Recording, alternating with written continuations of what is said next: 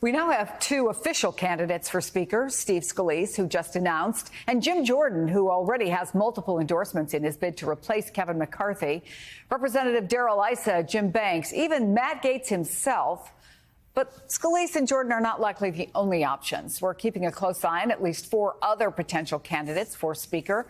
To break it all down, let's bring in Ali Vitale from Capitol Hill and Betsy Woodruff Swan, Politico national correspondent and an MSNBC contributor. Great to see you both. All right, so walk us through where this all stands right now, Ali. Sort of handicap what it looks like right now in these early hours of the Speaker's race.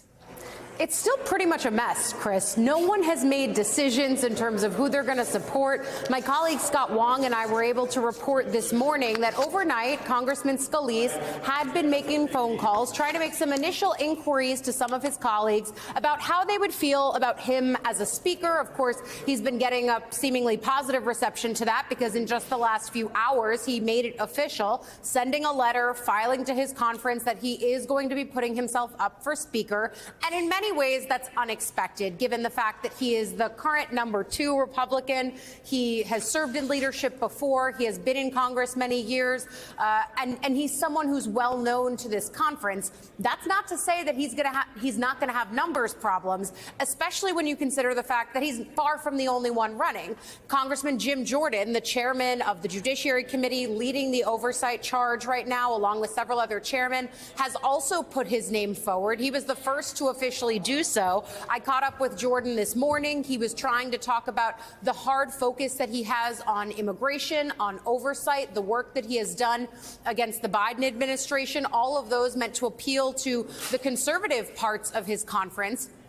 Nevertheless, it might not make him the only one. I also spoke with Kevin Hern, who's the head of the Republican Study Committee, who is clearly weighing his own run here. So they are going to have a lot of options in terms of who they could turn to next.